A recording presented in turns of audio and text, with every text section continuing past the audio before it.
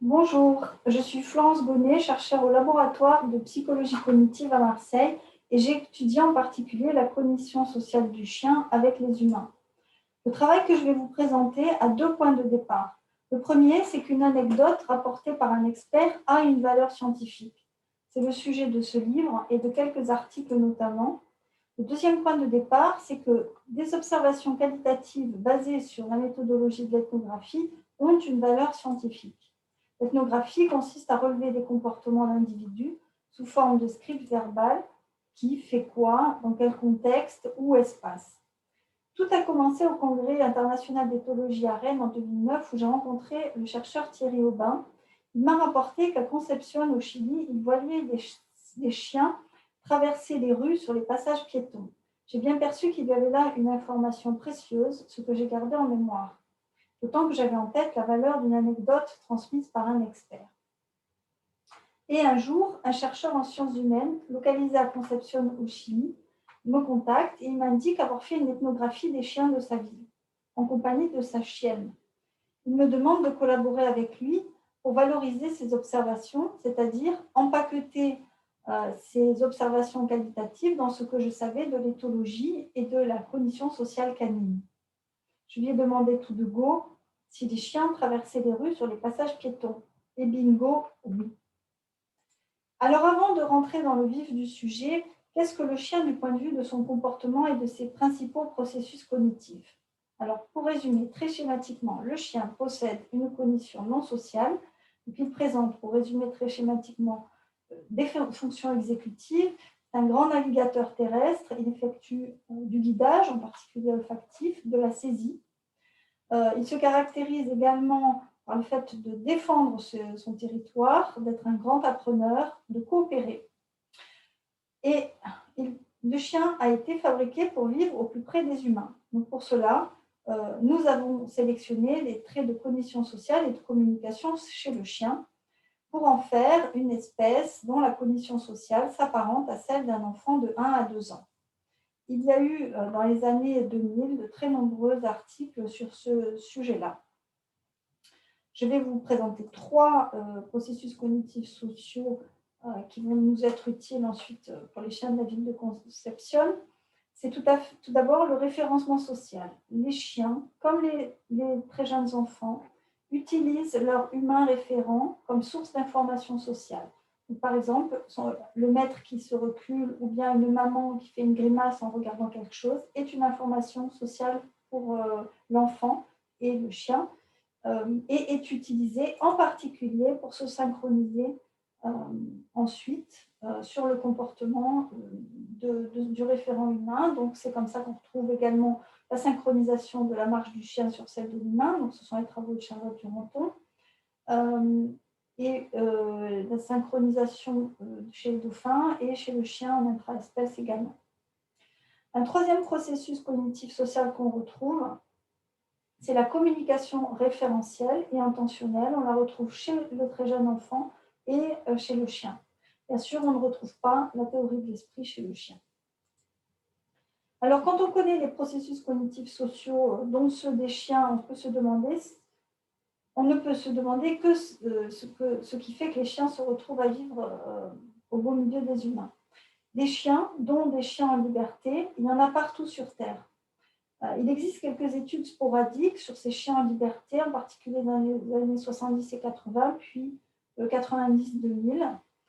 Et l'idée, donc, ici, est maintenant d'identifier si les agencements dans la ville de Concepción présentent une particularité.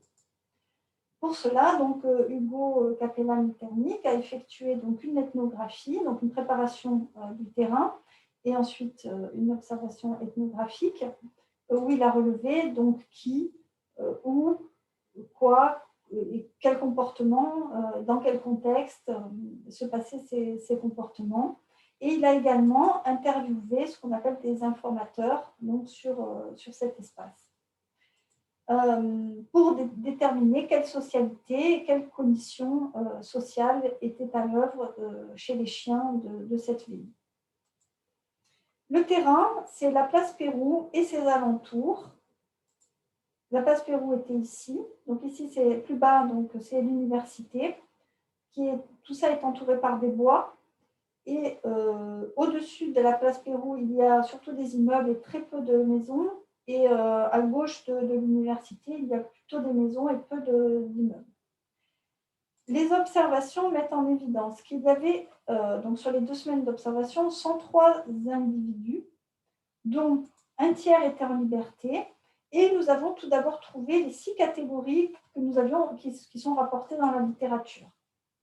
Les 6 catégories de chiens. Donc, tout d'abord, des chiens de compagnie, donc des chiens vivant dans un foyer avec un propriétaire, en particulier dans le quartier d'habitation avec immeuble. Ensuite, des chiens de garde qu'on trouve dans les jardins et également auprès de gardiens. Ensuite, donc, un chien de mendiant a été observé.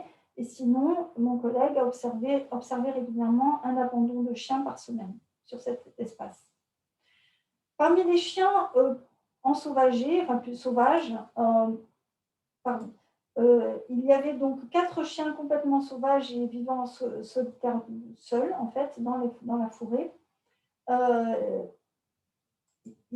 Ont été observés également 2 meutes de 5 individus de chiens agressifs, donc des chiens en liberté, qui gardaient en fait la bibliothèque.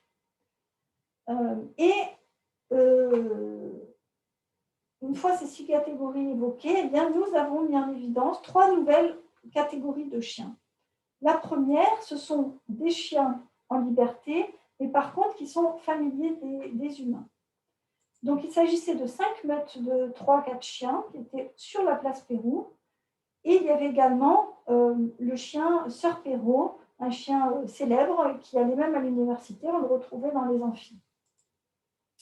Puis, il y avait un chien en liberté, mais qui était dans une rue, c'est ce qu'on appelle les chiens de village, qu'on voit dans de nombreux villages. Donc, il avait plusieurs maîtres dans cette rue. Et donc, il jouait avec les enfants, il raccompagnait les personnes qui arrivaient tard le soir et également il aboyait après les étrangers.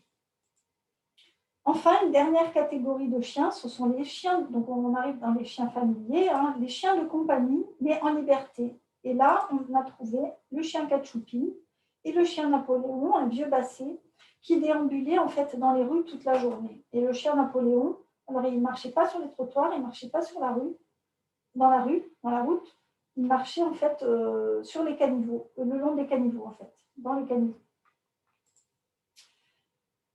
Voilà, donc nous avons mis en évidence un tiers de chiens en liberté sur les 103 relevés et nous avons mis une particularité de cette ville avec 3 nouvelles catégories de chiens et nous expliquons cette plasticité sociale des chiens qui est vraiment très étendue dans cette ville au fait que, d'abord il y a une adaptation de la socialité des chiens aux divers habitats qui étaient très diversifiés sur cet espace-là. La deuxième explication que nous donnons, c'est qu'il y a une culture humaine particulière au Chili, déjà de relation de l'humain aux animaux, mais également au Chili, les chiens alertent en fait pour les tremblements de terre et des événements inhabituels, ils gardent. Inversement, les humains donnent accès à la nourriture à ces chiens, et donc il y a vraiment des bénéfices réciproques, directs. Donc, on attribue en fait cette variété de socialité de chiens dans cet espace à ces raisons-là. Alors, quelle condition sociale est à l'œuvre chez ces chiens? Tout d'abord, nous avons la communication référentielle qui est à l'œuvre en fait pour que les chiens quémandent de la nourriture, mais également donc, de la synchronisation comportementale et de l'imitation, puisque les chiens traversent le passage piéton avec, on le voit sur cette photo, les piétons, mais également peuvent traverser en différé. Alors, et donc ceci se fait parce que en fait, le chien, l'humain n'est pas un danger pour le chien, puisqu'on peut les voitures n'écrasent pas ces chiens. On voit même des chiens dormir en bordure de route. Donc l'humain ici n'est vraiment pas un danger pour le chien à aucun moment. Alors, est-ce que nous verrions une culture, voyons-nous de la culture chez les chiens également, comme on le voit chez les primates non humains dans certains groupes de primates non humains?